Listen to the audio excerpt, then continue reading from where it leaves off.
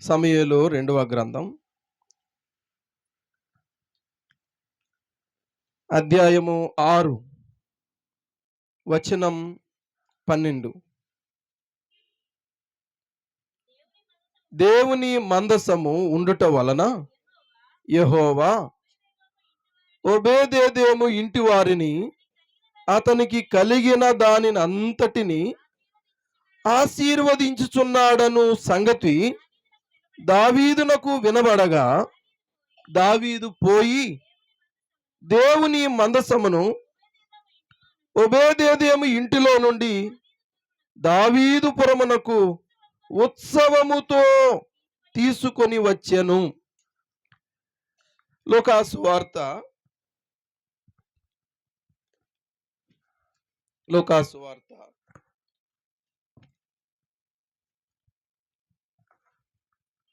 మొదటి అధ్యాయం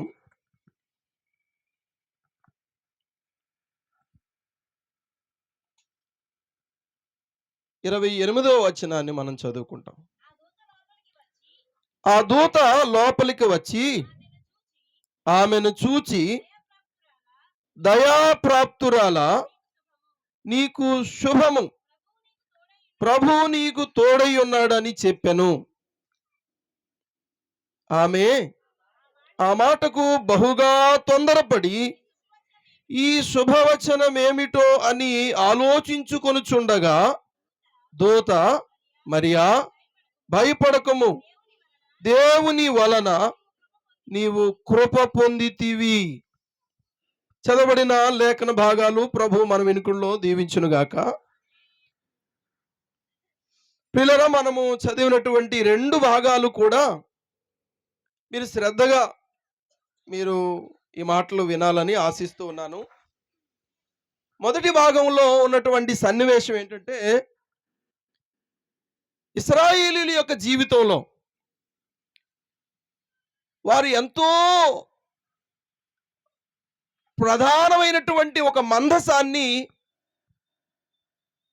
విషయంలో ఒకప్పుడు ఫిలిస్తీయులు ఆ మందసాన్ని అంటే ఆక్రమించుకున్నారు, లేకపోతే దాన్ని వారు చేజిక్కించుకున్నారు. వారి మీద, ఇశ్రాయేలు మీద యుద్ధం చేసి మొత్తం ఈ మందసమును అలాగే దైవీక సంబంధమైనటువంటి ప్రత్యక్ష గుడారంలో ఉన్నవన్నిటినీ తీసుకొని పోయారు. ఆ కారణం చేత ఆ మందసము వారి ఇంటిలో లేకపోతే వారి మధ్య ఉంచుకున్నప్పుడు, గుడిలో ఉంచుకున్నప్పుడు వారికి చాలా ప్రమాదం జరిగింది. వారి దేవుడు ఈ మందసం ముందు నిలవలేక వారి యొక్క విగ్రహాలన్నీ కూడా ధ్వంసం అయిపోయాయి.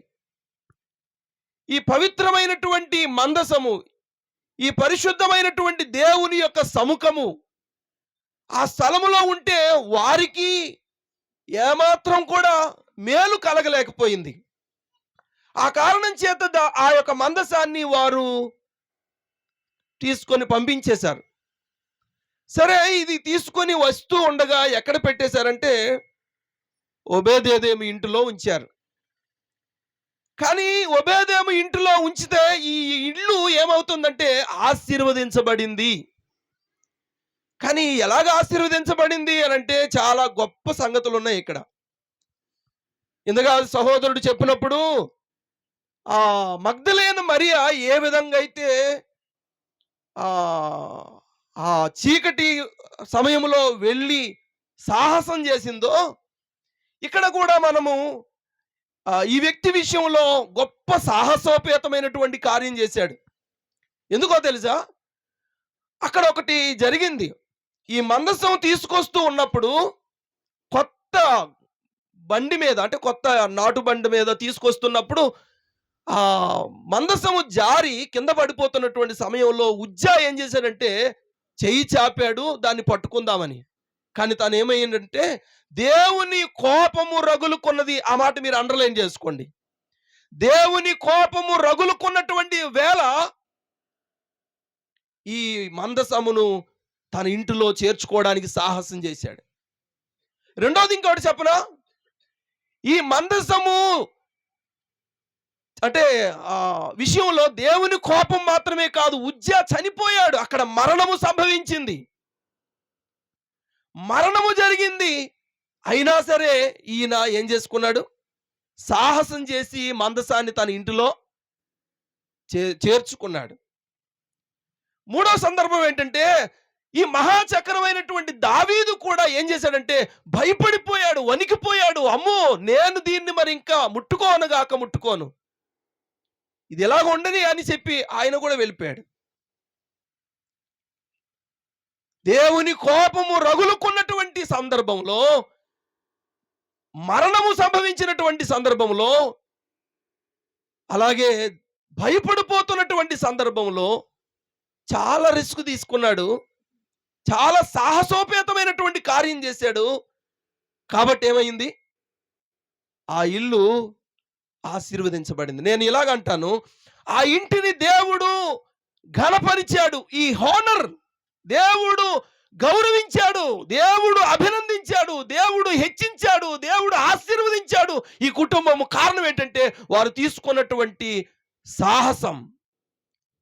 ఈ భూమి మీద ఏ వ్యక్తి అయితే ఈ ప్రభు అయిన యేసు క్రీస్తుని మోయడానికి, ఈ పరిశుద్ధ గ్రంథమైనటువంటి బైబిలును ఏ వ్యక్తి అయితే చదవడానికి, ఈ ప్రభు అయిన యేసు క్రీస్తు వారిని విశ్వసించడానికి, ఎవరి హృదయములో ఆయన్ని చేర్చుకోవడానికి సాహసం చేస్తారో, దేవుడు వారిని ఊరికినే వదిలేయడు.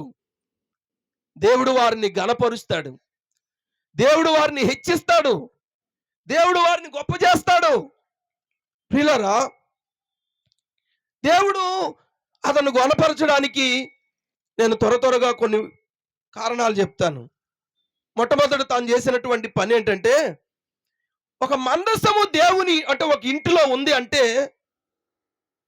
దేవుడే సాక్షాత్తు ఆ ఇంటిలో ఉన్నాడు.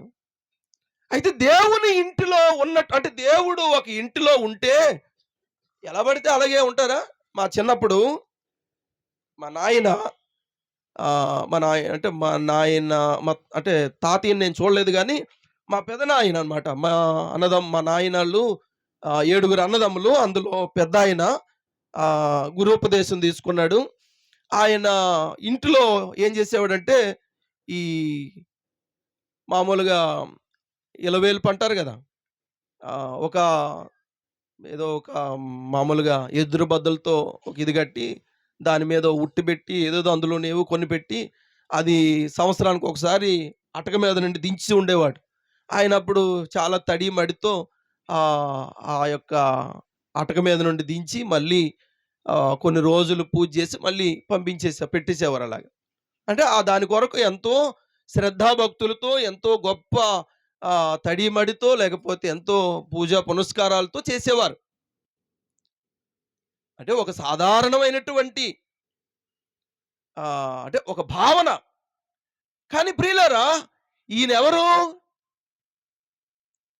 ఈ అఖిలాండాన్ని సృష్టించినటువంటి దేవుడు, ఈ విశ్వమంతటిని ఒక్క మాటతో నిర్మించినటువంటి దేవుడు, ఈ బ్రహ్మాండం అంతటికి అధికారి. ఆయన ఒక ఇంటిలో ఉంటే ఆయనకి ఎలాగూ చేయాలి ఆలనా పాలన? మన ఇంటిలో యేసు ప్రభు ఉంటే, మన యొక్క జీవితంలో యేసు ప్రభు ఉంటే, ఆయనను మనం ఎలాగూ గౌరవిస్తున్నాం, ఎలాగూ ఆయన ఆలాపాలన చూస్తున్నాం, ఆయన్ని ఎలాగూ మనం భక్తి చేస్తున్నాము.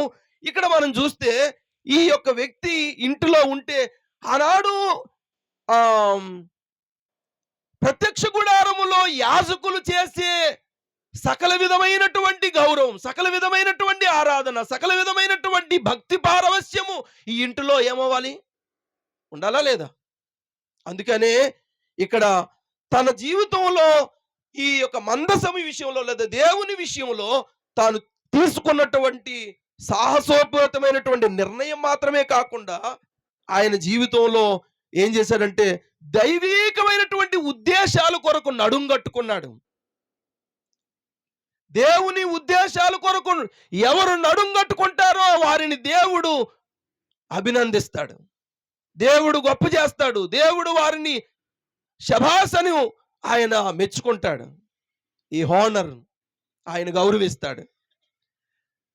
రెండోది మనం చూస్తే దైవీకమైనటువంటి పవిత్రతకు ప్రాధాన్యత ఇచ్చాడు. ఎంత పవిత్రంగా దేవుని ఆరాధించుంటాడు, ఎంత శ్రద్ధాభక్తులతో దేవుని ఆరాధించుతున్నాడు. ఆయనను అంటే ఎవరిని ఆరాధిస్తున్నాడంటే ఆ మహాదేవుణ్ణి ఆరాధిస్తున్నాడు. మీకు తెలుసా, చరిత్రలోనికి వెళితే ఈ మందసం ఎక్కడుంటే అక్కడ విజయం. ఈ మందసము ఇశ్రాయేలు ప్రజలకు తీసుకొచ్చినటువంటి విజయాలు ఎన్నో, అవన్నీ మనం చెప్పలేం, కానీ చాలా విజయాలు తీసుకొచ్చాయి. శత్రువులు కూడా భయపడుతూ ఉండేవారు. అలాంటి దేవుని మందసమును ఇంటిలో పెట్టుకొని ఎంత పవిత్రంగా ఆరాధిస్తున్నాడు. మనం కూడా ఈ పరిశుద్ధుడైనటువంటి ప్రభువుని చేర్చుకున్నాం. ఆ దైవీకమైనటువంటి ఉద్దేశాల కొరకు మనం నిలబడడం కొరకే దేవుడు మన యొక్క ఇంట్లోనికి వచ్చాడు, మన జీవితంలోకి వచ్చాడు. ఆయనను పవిత్రంగా ఆరాధించడం కొరకు, ఆయన పవిత్రంగా సేవించడం కొరకే మన ఇంటిలో ఉన్నాడు, మన హృదయంలో ఉన్నాడు, మన జీవితంలో ఉన్నాడు. మూడోది మనం చూస్తే ఆయన తీసుకున్నటువంటి గొప్ప సంగతి ఏంటంటే, ఈ దేవుని యొక్క కార్యాల కొరకు ఆయన ప్రయాసపడ్డాడు, దైవీకమైనటువంటి కార్యాల కొరకు. ఆ కారణం చేత ఏం జరిగిందంటే, ఒకటి, దేవుని యొక్క తోడు, ద గాడ్స్ ప్రెసెన్స్, దేవుని యొక్క సాన్నిధ్యం ఆ ఇంటిలో ఉంది. దేవుడు అక్కడ ఉన్నాడు. ఇంకా అంతకంటే ఏముంది, ఏం కావాలి? దేవుడు మనతో ఉన్నాడు అంటే, దేవుని సాన్నిధ్యం మనతో కూడా ఉందంటే ఎంత అద్భుతమైనటువంటి సంగతి అండి. అంటే మనం ఒంటరి వారం కాదు, ఆయన సకల సృష్టికర్త అయినటువంటి దేవుడు మనతో కూడా ఉన్నాడు. నేను దాన్ని ఇంకెక్కువగా వివరించక్కర్లేదు, మీరందరికీ అర్థమై ఉంటుంది. రెండో విషయం ఏంటంటే, దేవుని యొక్క ప్రొటెక్షన్ ఉంది. నాట్ ఓన్లీ గాడ్స్ ప్రెసెన్స్, దేవుని సాన్నిధ్యం మాత్రమే కాకుండా the God's protection is there. దేవుని యొక్క సంపూర్ణమైనటువంటి భద్రత ఉంది. దేవుడు ఆ ఇంటిని భద్రపరుస్తున్నాడు. ఇప్పుడు భయపడక్కర్లేదు, ఇప్పుడు మరణం లేదు, ఇప్పుడు దేవుని కోపం లేదు. ఆ ఇంటిలో దేవుని భద్రత ఉంది. మూడవదిగా మనం చెప్పుకుంటే ద గాడ్స్ ప్రొవిజన్ ఉంది. దేవుని యొక్క సకల విధమైనటువంటి సమృద్ధి ఆ ఇంటిలో ఉంది. దేనికి కొదువు లేదు. ఈ సంగతి దావీదు చక్రవర్తి తెలుసుకున్న తర్వాత, అరే దావీదు అంటే ఆ ఒబేదేము ఇల్లు ఇంతగా ఆశీర్వదించబడిందా అని చెప్పి ఆ యొక్క మందసాన్ని మరలా దావీదు పురానికి తీసుకొని బెత్లెహేముకు తీసుకొని వెళ్ళిపోదామని అనుకున్నాడు. అందుకు బయలుదేరి వచ్చాడు. ప్రియులారా, ఇప్పుడు మనం చదివినటువంటి లూకాసు వార్తలోనికి వద్దాం. దావీదు కుమారుడు, లోకరక్షకుడైన ప్రభు అయిన యేసుక్రీస్తు వారిని ఒక ఇల్లు మోసింది. ఒక తల్లి తన గర్భములో ఏం చేసింది? మోసింది. ఒబేదేము ఇంట్లో ఎన్నాళ్ళు ఉన్నది ఆ మందసం? 3 నెలలు ఉంది. కానీ ఈ యొక్క మరియ గర్భంలో ఎన్నాళ్ళు ఉన్నారు? 9 నెలలు ఉన్నారు. కానీ ప్రియులారా, కానీ ఇప్పుడు మనము ఎవరైతే ఆ మరియ గర్భంలోనికి వచ్చినటువంటి లోకరక్షకుడు మనందరి హృదయంలోనికి, మనందరి జీవితంలోనికి, మనందరి ఇళ్లలోనికి, మనందరి యొక్క హృదయాల్లోనికి ఆయన సదాకాలము ఉండాలని, ఒకరోజు కాదు, అంటే 3 నెలలు కాదు, 9 నెలలు కాదు, యుగయుగాలు అంతము లేనటువంటి దేవుని సాన్నిధ్యం మనతో కూడా ఉండడానికి. ఇదిగో నేను మృతుడనైతిని గాని యుగయుగములో సదాకాలం మీతో కూడా ఉన్నాను అని చెప్పినటువంటి ఆ దేవుని వాగ్దానము, దేవుని సాన్నిధ్యం, దేవుని సంరక్షణ, దేవుని యొక్క సమృద్ధి మనము యుగయుగాలు కూడా అనుభవించడానికి దేవుడు మనల్ని ఎన్నుకున్నాడు. దేవుడు మనల్ని ఏర్పాటు చేసుకున్నాడు. ప్రియులారా, ఎంత భాగ్యశాలులం మనం, ఎంత గొప్ప భాగ్యవంతులం మనం.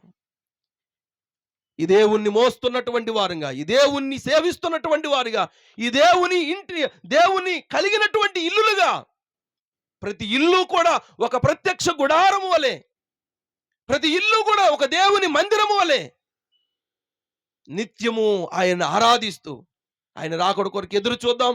ప్రభు ఈ మాటలు మన వినుకుల్లో దీవించునుగాక. ఆమేన్.